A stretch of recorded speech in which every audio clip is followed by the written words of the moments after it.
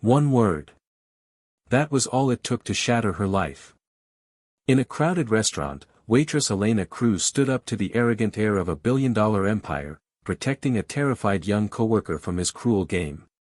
Within hours, her job, her reputation, and her future collapsed under a storm of lies. But just when ruin seemed certain, the roar of helicopter blades split the sky, carrying not the spoiled son she defied, but his powerful father, a man whose next move would change everything. What did he want with her? The velvet fork did not smell like power. It smelled like butter searing on hot steel, like rosemary crushed between a chef's fingers, like red wine opening its tired secrets to candlelight. Elena Cruz had learned to read those smells the way sailors read the wind. Butter meant the steak station was backed up. Rosemary meant the chef was calming himself. Wine meant the tables were deciding whether to linger or leave. For Elena, each cent translated into numbers on a statement she knew by heart. Rent due. Utilities late. Mateo's next infusion circled in red. She moved through the dining room with a tray balanced high and a smile that never drooped. Elena was 26, quick on her feet, quicker with her eyes. She saw the table of retired lawyers who always tipped in cash. She saw the couple celebrating an anniversary and recalibrated her tone to warm and soft. She saw the new girl, Sophie, standing too straight near the host podium, fingers worrying the edge of a fresh notepad. Third shift. Shoes too stiff. Heart too soft. Elena had been all those things once. The Tuesday crowd buzzed at a low hum. Glass chimed. Silver scraped. The velvet fork's crimson booths gleamed under artfully dimmed chandeliers. Elena dropped a porterhouse at table 3, nodded at a joke she had heard twice already, and refilled a Merlot she could never afford to taste. She did the math while moving, the way a dancer counts beats. By 11, if everything held, she could send Mateo's clinic another payment. Not enough. Never enough. But better than nothing. Then the door opened and names moneyed enough to cast shadows crossed the threshold. Damien Whitmore did not simply enter rooms. He set them on a tilt. He wore a jacket that whispered when he moved and a grin that announced he did not recognize the word no. Two friends flanked him, both wearing the uniform of men who believed consequences were for other people.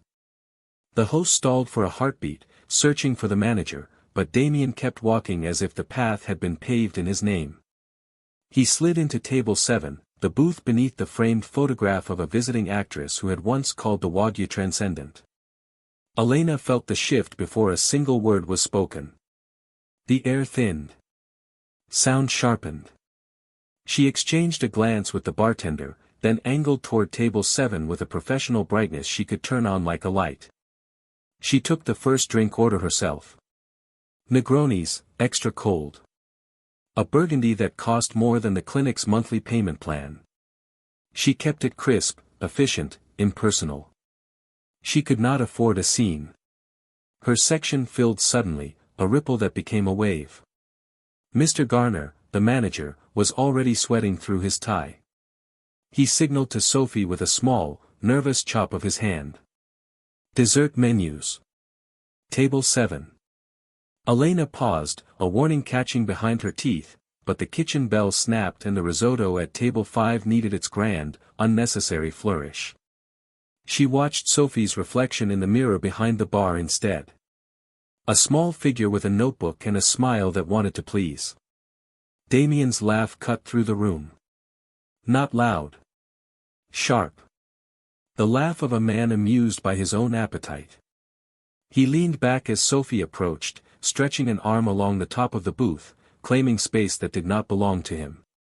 The friends murmured something that turned his grin predatory. "What is your name?" he asked, drawing out each word as if tasting it. "Sophie, sir." "Sophie," he echoed, savoring the vowels. "Tell me a joke." She stood frozen for a half-second too long. Elena saw the tremble in the notepad. The fountain pen clicked against the cardboard back like a tiny distress beacon. "Everyone knows one joke," Damien said.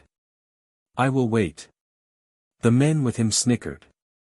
A couple at table 9 looked up, then down again, pretending not to hear. Mr. Garner hovered near the host's stand, his spine visibly failing him. Elena's tray felt suddenly heavier.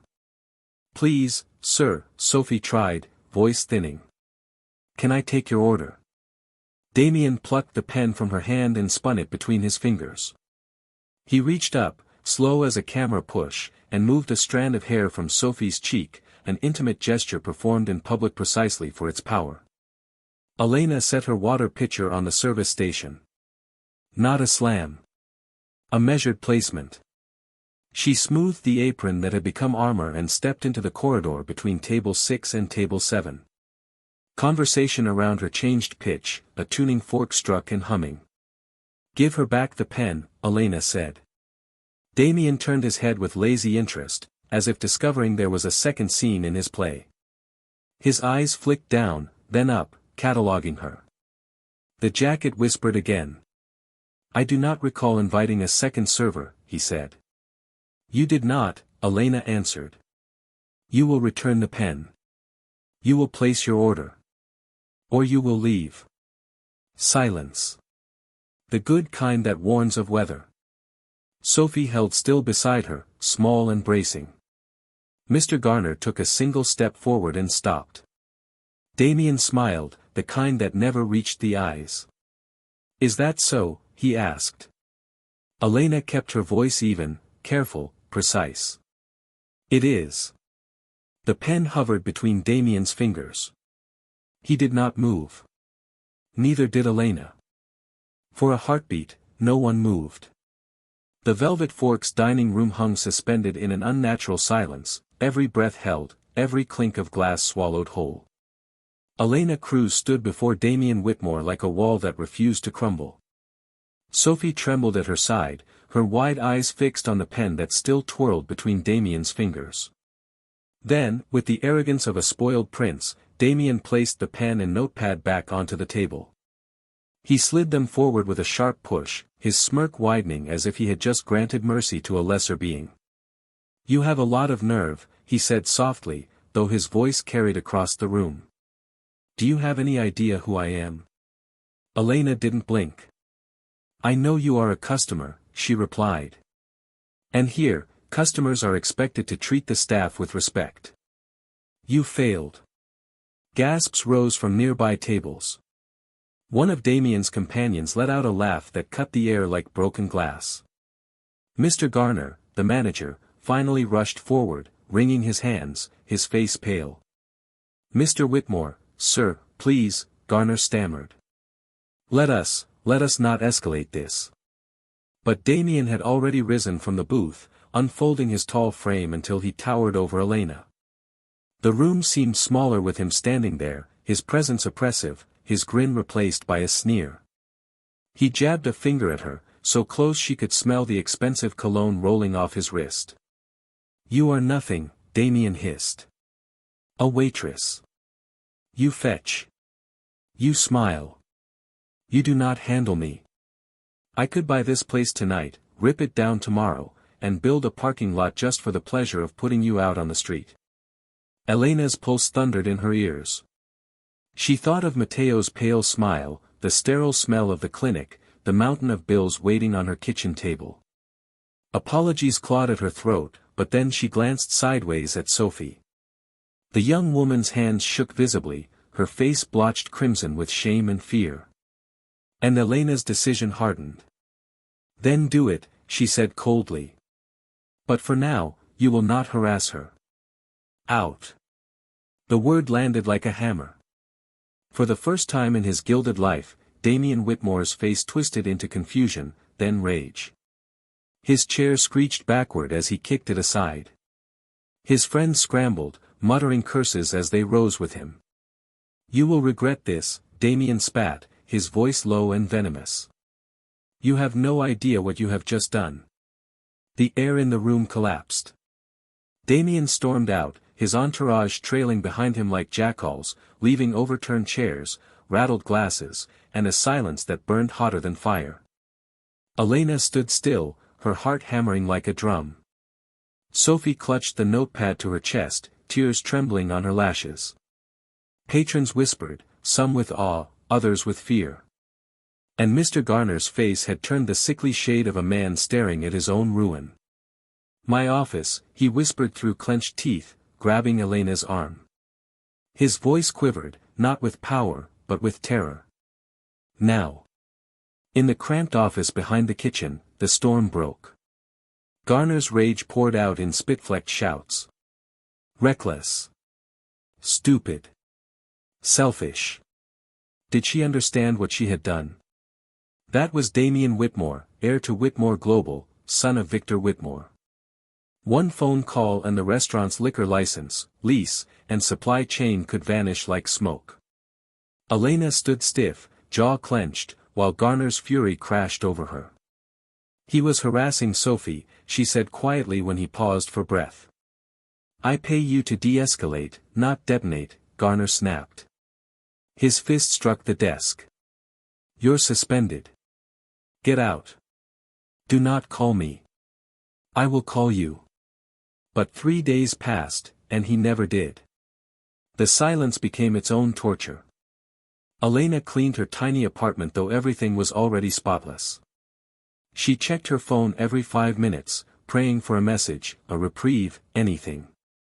She lied to her mother over the phone, saying work was fine, saying money was coming. But the truth pressed down like a stone on her chest. No income meant no medication. No medication meant Mateo's fragile hold on normalcy would unravel. By the 3rd morning, she could no longer endure the waiting. She dressed in her uniform, smoothed the apron she had ironed twice already, and boarded the bus downtown. The Velvet Fork rose ahead of her, its polished sign gleaming under the sunlight.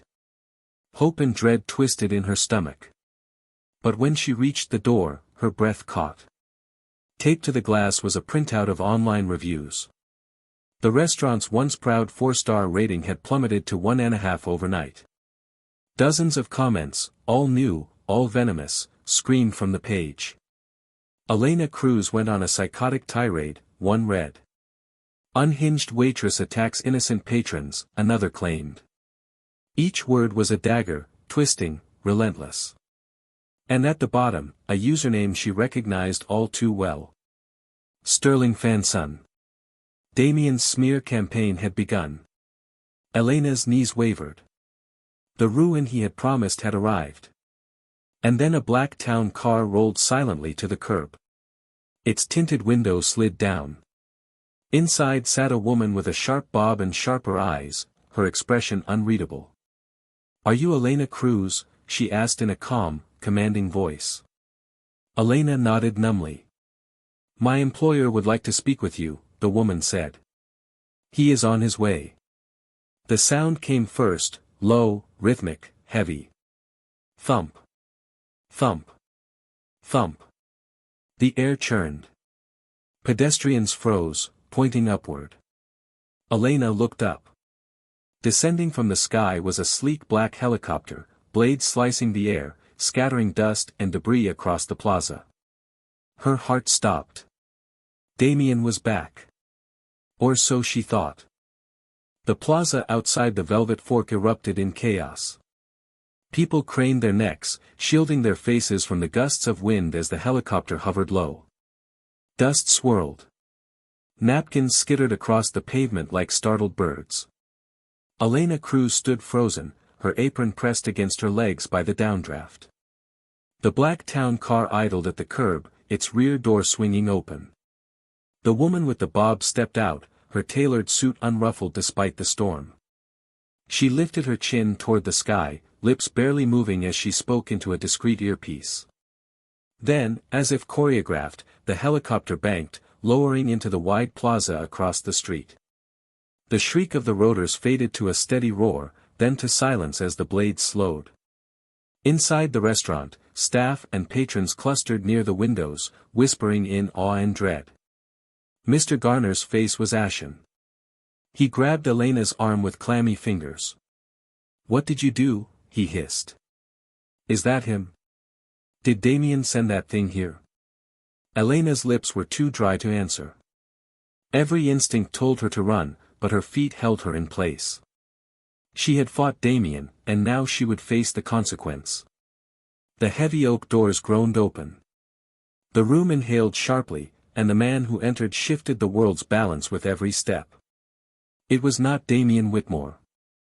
He was older, perhaps late 60s, his full head of silver hair swept back with effortless precision. His suit was charcoal gray, cut so perfectly it whispered of hand-stitched hours and power wielded with care.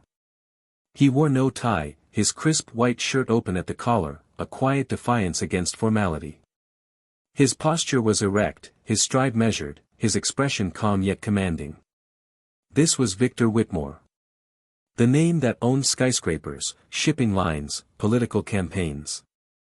The man whose empire stretched across continents. The legend whispered about in boardrooms. The father of Damien. Mr. Garner nearly tripped over himself as he lunged forward, sweat glistening on his brow. Mr. Whitmore, sir, welcome. It is an honor, Garner stammered. He extended a trembling hand. About the incident, my sincerest apologies. Completely unacceptable. The employee responsible is. Victor did not take the hand. His eyes, piercing blue, swept the room like searchlights until they found Elena. They locked on her and held, weighing, measuring, dissecting. Garner faltered mid-sentence, his hand dropping uselessly to his side. I was just about to terminate her permanently, Garner babbled on, desperate. We have a zero-tolerance policy for disrespecting clients. The billionaire turned his head slightly, the faintest acknowledgement that Garner had spoken. The manager shrank, his voice dying in his throat. In that silence, Victor dismissed him more thoroughly than any insult could. Elena's heart pounded. The floor felt unsteady beneath her shoes. This was the man whose son had vowed to destroy her. She had expected rage, condemnation, the strike of a hammer. Instead, Victor walked directly toward her. Each step was deliberate, each pause weighted with authority. He stopped a few feet away, the air between them charged, as if the entire restaurant were holding its breath. Miss Elena Cruz, he said. His voice was a resonant baritone, calm and steady. Not a question. A confirmation. Elena swallowed hard. Yes, sir. He inclined his head slightly, the gesture both formal and chilling. His eyes flicked toward table 7, the booth that had witnessed everything 3 nights before. Would you join me? The words were polite, yet they held no room for refusal. Elena's legs moved without permission. She slid into the booth where Damien had once lounged like a king, and now his father sat across from her, a man who radiated quiet dominance. The velvet cushions felt less like comfort and more like a chair in a courtroom. Victor did not speak immediately. He studied the embossed menu with detached reverence, fingers tracing its edges. I brought my wife here once, he said suddenly, his voice softer, almost reflective. Our second date. 1978. I spent an entire week's pay on a bottle of wine she despised. But she married me anyway. He closed the menu, setting it carefully on the table. The small talk was not small at all. It was a test, a rhythm he controlled. My son tells me you ejected him from this restaurant, Victor said at last, his tone still neutral. The words hung like a noose. Elena inhaled slowly, steadying her voice. Your son was harassing Sophie. She is 19, sir. On her 3rd shift. He humiliated her in front of the entire room. I gave him a choice. Show respect and place an order, or leave. He chose to escalate. He threatened my job. He threatened your name. And so I asked him to leave. Victor leaned back, his expression unreadable. Go on. She did. She recounted Damien's words, his mocking tone, his demand that Sophie tell a joke, his hand brushing her hair. Elena repeated every detail, her own anger strengthening her voice. When she finished, the silence pressed down like stone. Victor's eyes narrowed slightly, sharp as a blade. Then he spoke. The official report confirms your account. Elena blinked. Report? I have had my son under surveillance for over a year, Victor said flatly. Audio, video, written logs. Everything he does, everywhere he goes, everyone he harms. Your words match the record, word for word. The revelation crashed over Elena. Her breath caught. Damien had threatened to ruin her, and yet his own father had been watching all along. Victor's jaw tightened, his voice dropping low. My son is a parasite. I gave him privilege without perspective, wealth without wisdom. I raised a sociopath with a trust fund. He is my greatest liability. My greatest failure. For the first time, Elena saw something beyond power in his eyes. Regret. A father's weary, bitter regret. And then his gaze sharpened again, pinning her in place. But you, Victor said, his tone shifting, you stood before my son and told him no. You looked the Whitmore name in the eye and commanded it to leave. That is not insubordination. That is character. The word struck Elena harder than any insult. Victor leaned forward slightly. I came here today not to destroy you, Miss Cruz. But to offer you something. Elena's pulse stumbled. Her lips parted, but no sound emerged. Let us continue this conversation, Victor said calmly, from a higher vantage point. And outside, the helicopter's blades began to turn once more. The steady thrum of the helicopter blades built again, vibrating through the glass of the velvet fork. Every head turned toward the windows, drawn by the promise of spectacle. Inside the booth, Elena Cruz sat rigid, staring at Victor Whitmore as his words echoed in her mind. From a higher vantage point. He rose smoothly, his broad shoulders blocking out the chandelier light. The restaurant seemed to shrink in his presence. Mr. Garner pressed himself against the bar, sweat shining on his forehead, his lips opening and closing like a fish starved of air. He looked from Victor to Elena and back again, his face etched with desperation. Sir, please, Garner stuttered. She's unstable. I was going to terminate her this morning. Allow me to. Victor didn't look at him. The silence from the billionaire was a dismissal sharper than any insult. Garner's words died in his throat. Victor extended a hand, not to shake, but as an invitation. Miss Cruz. The world beyond the restaurant windows blurred. Elena's breath caught. She had come here prepared to beg for her job back. Now, she was being beckoned toward a path she couldn't even name. Every eye in the dining room drilled into her. Sophie's wide, tearful gaze met hers near the service station. A small, trembling nod. Gratitude. Faith. Elena's fingers brushed Victor's. His grip was firm, steady, grounding her as if to say, this is real. They moved together toward the door. The crowd of employees parted wordlessly, awe painted across their faces. Garner slumped where he stood, horror dawning in his eyes, realizing too late that he had backed the wrong side. Outside, the plaza churned with anticipation. The black helicopter waited like a coiled predator in the sunlight, its blades slowing, the air charged with its power. Ms. Davies, the sharp-eyed woman with the bob, stood at the car's door, her posture calm, her voice cutting through the noise. The plaza is cleared for takeoff, sir. Victor nodded once. His presence alone seemed to command the chaos into order. He gestured to Elena. After you. Her legs carried her across the plaza as though she walked through a dream. The roar of the city receded beneath the thudding of her heart. Pedestrians had stopped, phones lifted, recording. Strangers would see her face and wonder who she was, why she was stepping into a billionaire's world. The helicopter gleamed black against the afternoon sun. A guard in a dark suit appeared as if conjured, opening the cabin door with a practiced sweep. Elena climbed inside, the scent of supple leather filling her lungs, the seats a creamy ivory that seemed to swallow her small frame.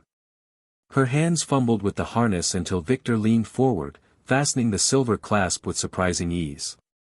He settled opposite her, his presence filling the cabin like a second atmosphere. Ms. Davies sat beside him, her calm expression unreadable. The door sealed with a heavy thunk, enclosing them in a capsule of surreal quiet. "Ready, Miss Cruz?" Victor asked, his blue eyes catching hers. A faint glimmer of amusement lived at their edges, as though he enjoyed watching her fight disbelief. Elena managed a nod. The blade spun faster, and then the earth itself seemed to fall away. Her stomach lurched as the helicopter lifted, rising above the plaza, above the gawking crowd, above the city's clamor. Through the window, the velvet fork shrank into a toy box, the glass towers reduced to dominoes stacked neatly across a gridded board. "Most people are afraid their first time," Victor said over the low hum of the engines. "They see how easy it is to fall. I see how much there is to conquer." He gestured out the window at the sprawl of the city. On one side, the gleaming skyscrapers of the financial district threw sunlight like polished blades.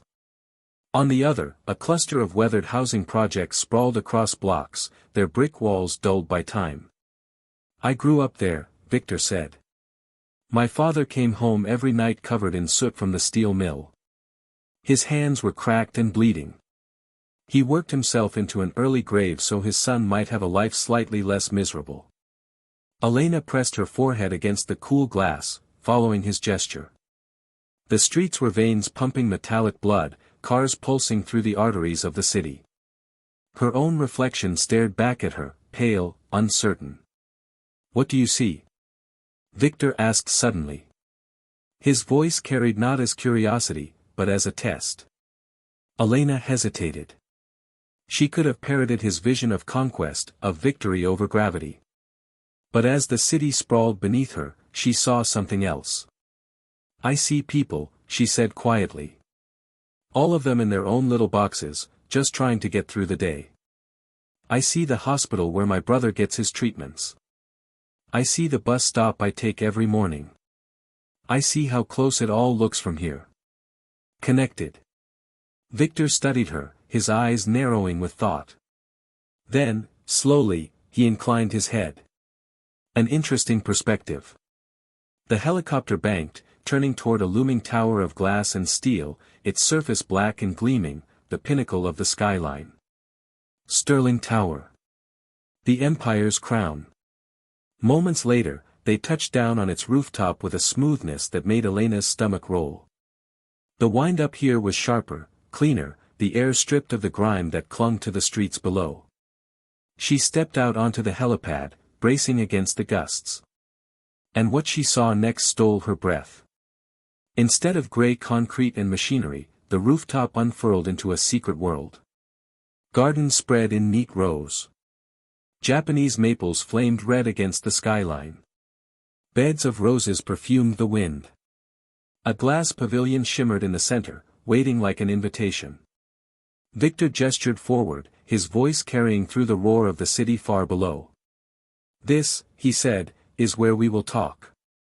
Elena Cruz had never imagined a place like this could exist.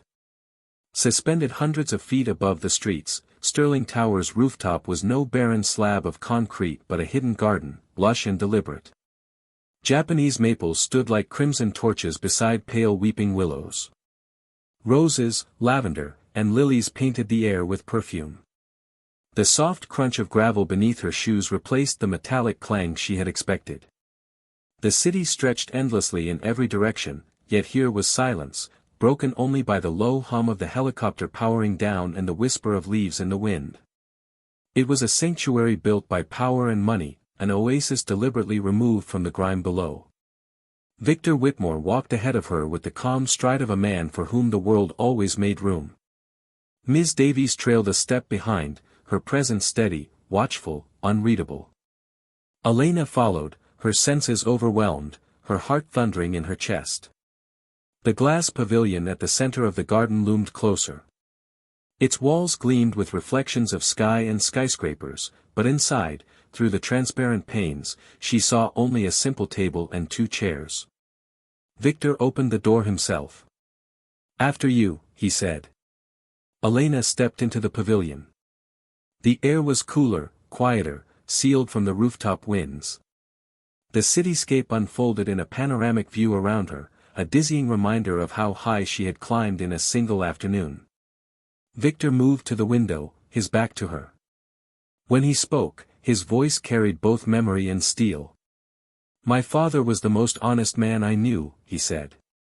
He worked a steel mill job until his lungs turned black and his body broke. He believed in a fair day's work for a fair day's pay. But when my mother fell ill, his honesty bought nothing. No medicine. No specialist. No hope.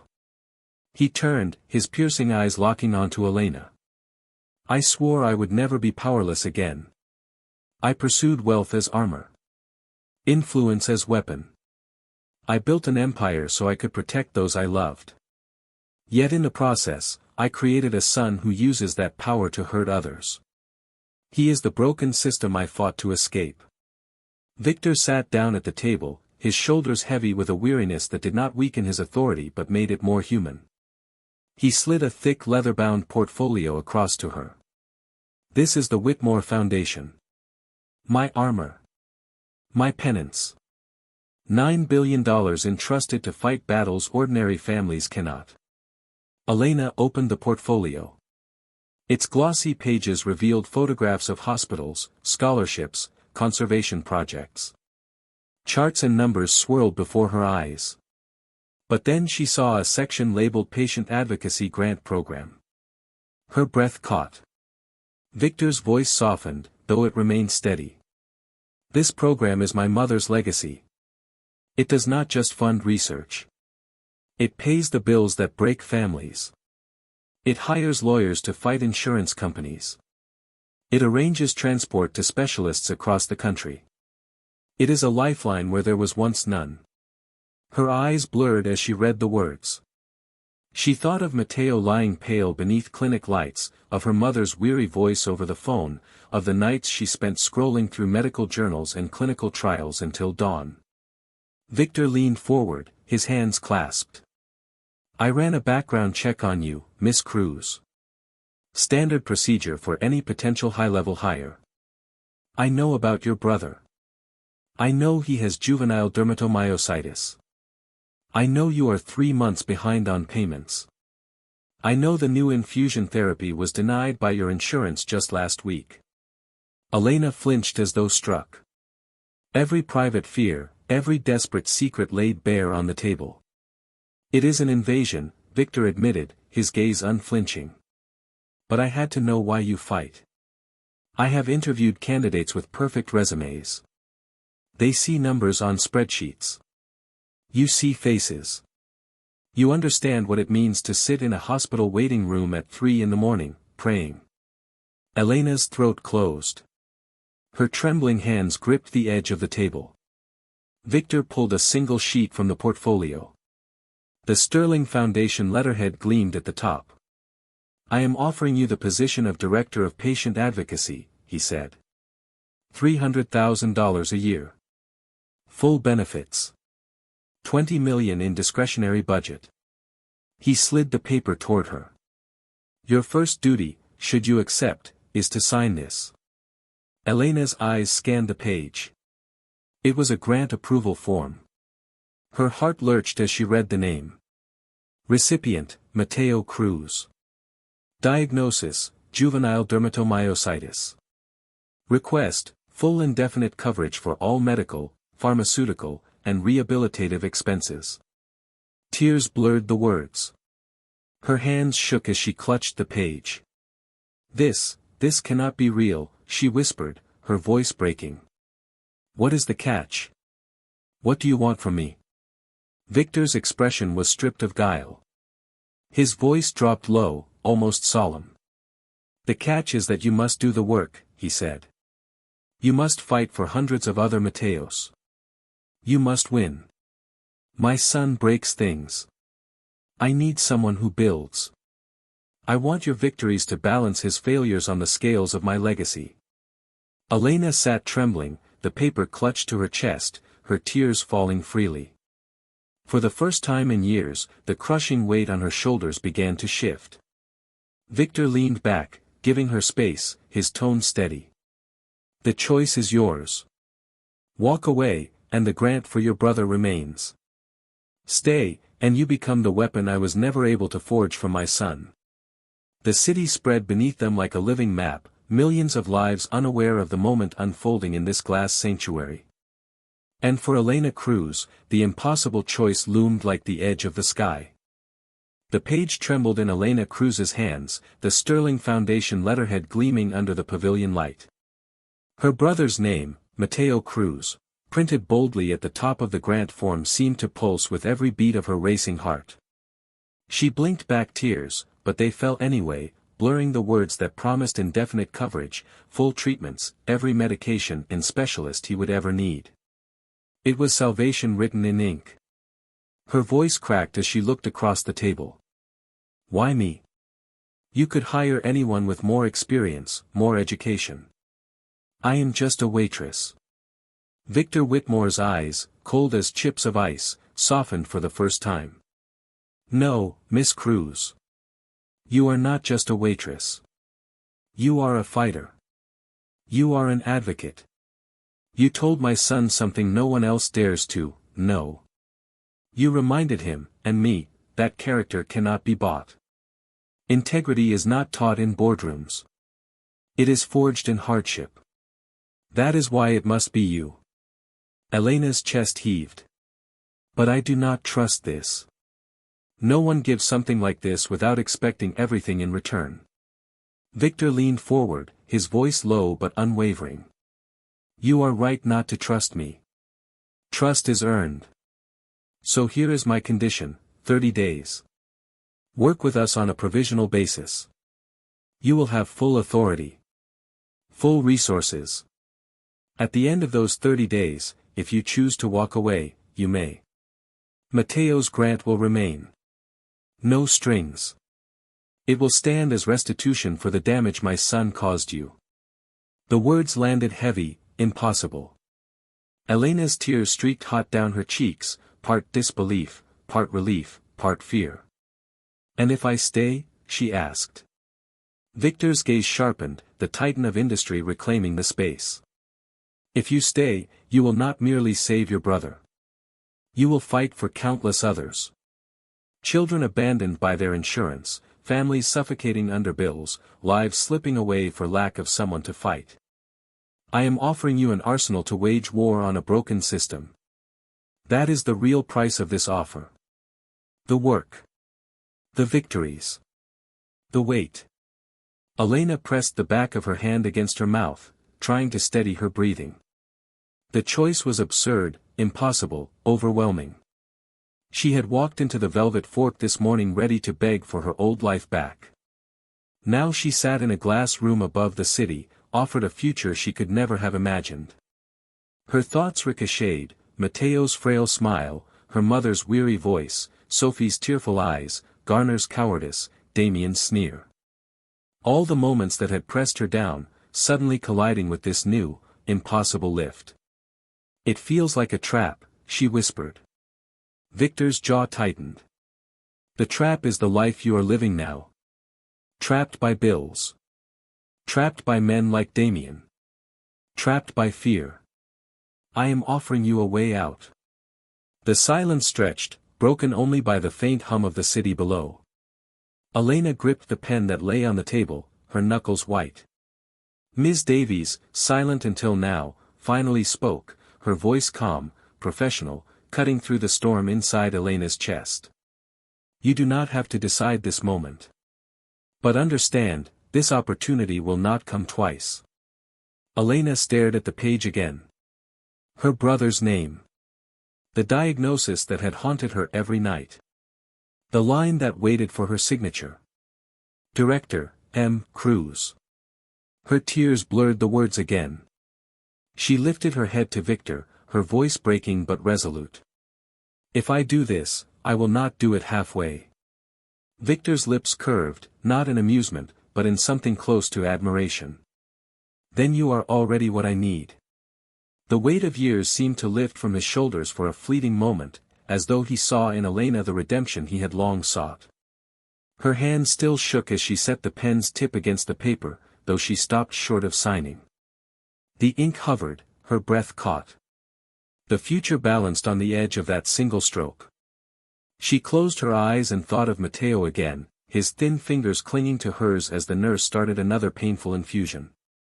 She remembered his whisper, barely audible through exhaustion. "Don't give up, Lena."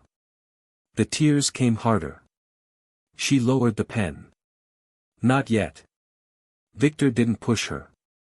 He leaned back, folding his hands, letting the weight of the moment settle. "When you are ready," he said quietly, "you will sign. Until then, the choice is yours."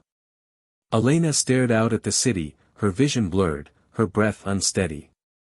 The skyline stretched before her like a promise, vast and terrifying. She had spent years scraping for survival. And now, survival was no longer the only option. It was power. It was purpose. And it was waiting for her signature. The garden pavilion's glass walls reflected the skyline like mirrors of destiny. Elena Cruz sat with the pen poised above the page, her brother's name staring up at her in bold letters. She had faced cruel men before, landlords, doctors, Damian Whitmore, but none of them had ever offered her this. Not power. Not salvation. Not a future. Her pulse beat in her ears. She lowered the pen slightly, then lifted it again, as if the paper itself burned her fingers. She could almost hear Matteo's voice whispering from memory, urging her not to give up. And yet another voice, sharp and suspicious, clawed at the edges of her mind. Nothing is free. Not in this world. Victor Whitmore watched her closely, but without impatience. His blue eyes seemed to pierce through every wall she had ever built. "The fear you feel," he said quietly, "is proof you understand the cost. But remember, inaction is a choice too. It is choosing to remain powerless." The words cut deep because they were true.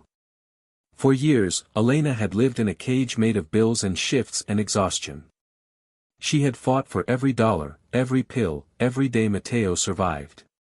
But the cage had also kept her small. Her throat tightened. "What if I fail?" she whispered. "What if I am not enough?" Victor leaned forward, his voice steady as steel. "Then you will fail trying to fight for something that matters. That is more than most people ever do." Ms. Davies shifted slightly, her calm face unreadable. "Failure here does not mean ruin, Miss Cruz. It means someone else will take up the fight after you. But for once, you will not be fighting alone." The words sank into Elena's bones. Not fighting alone. She had carried Matteo's sickness on her back like a mountain, never once asking anyone to share the weight. Could she trust this? Could she allow herself to? Her eyes fell again to the form. The line awaiting her signature pulsed in her vision, Director, M. Cruz. Her hand shook as she lowered the pen.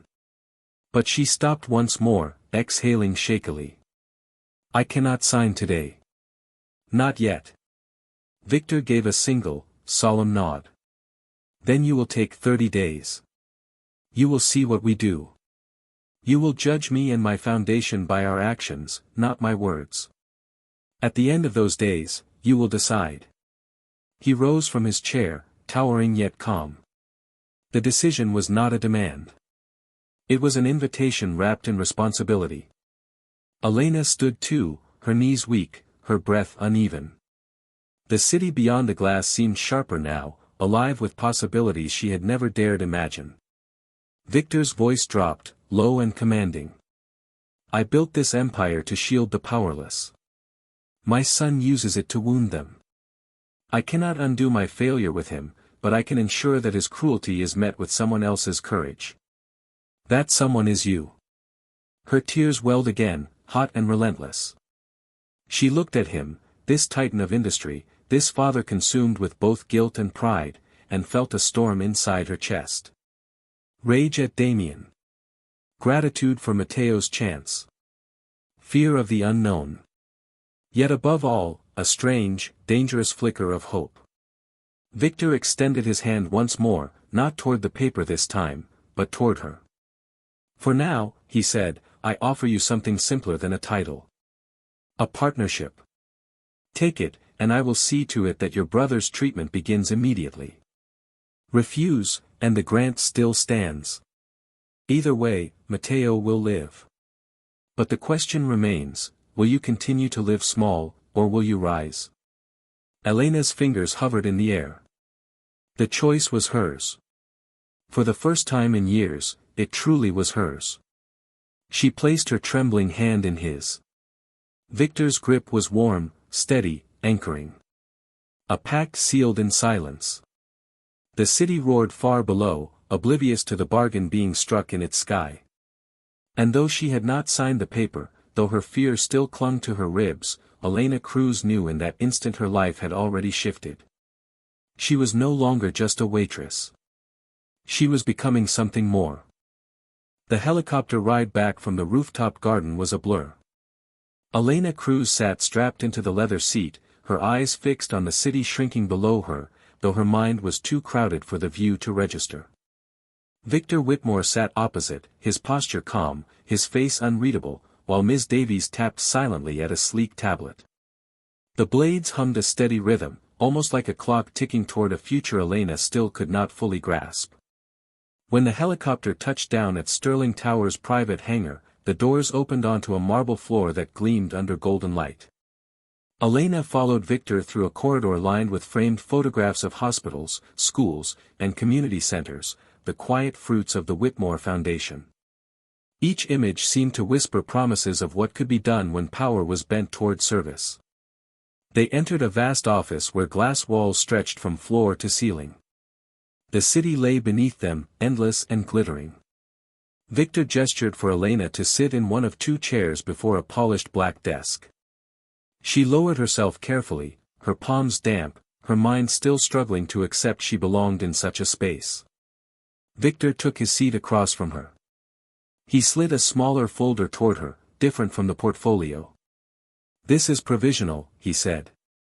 30 days. Resources, authority, and my name behind yours. Consider it a trial, both for you and for me. I want to see what you will do with this power. Elena opened the folder. Inside was an identification card already bearing her photo, her name, and the title, Acting Director, Patient Advocacy.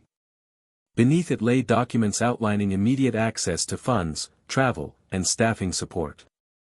She touched the card as if it might dissolve under her fingers. This feels impossible, she whispered. Victor leaned back, his silver hair catching the light. Everything worth doing feels impossible at first. But impossibility is just fear disguised as fact. Ms. Davies stepped forward, her tone efficient and clipped. I will be your liaison for the next 30 days. You will meet with families, review cases, and sign approvals. You will not be alone.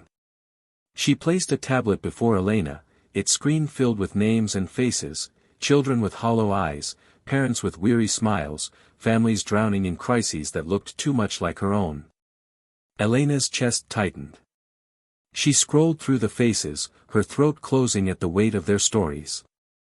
She saw Matteo's reflection in each child, her own reflection in each parent. The work was vast, overwhelming. But for the first time, she had tools beyond her own two hands. She looked up at Victor. You said you wanted me to rise. But what if I stumble? His gaze hardened, though not unkindly. Then stumble forward. Stumble into the fight.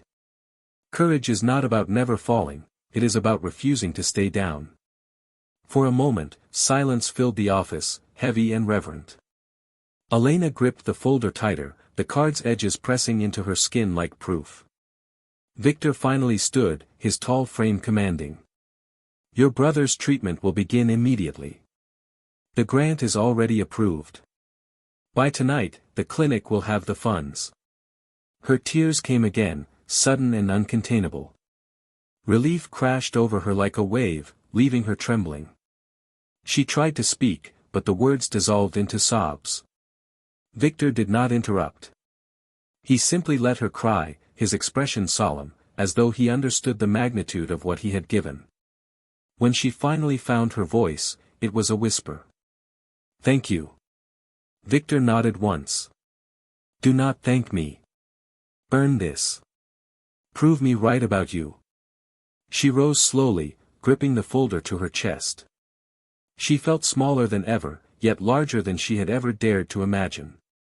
As she followed Ms. Davies out of the office, she glanced back once. Victor stood at the window, his silhouette cut against the vast skyline, a man who had built an empire but was searching for redemption in her courage. The elevator doors closed, carrying her downward, back into a world that would never look the same again.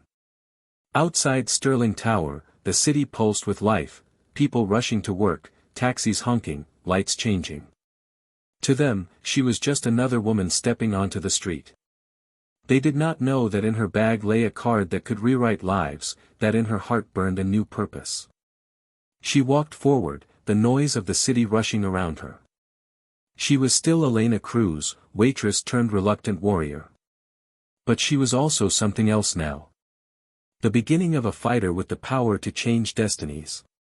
And though Damian Whitmore's shadow lingered somewhere out there, his threats echoing still, Elena no longer trembled at the thought of him. Because for the first time in her life, she was not afraid of falling. She was ready to rise.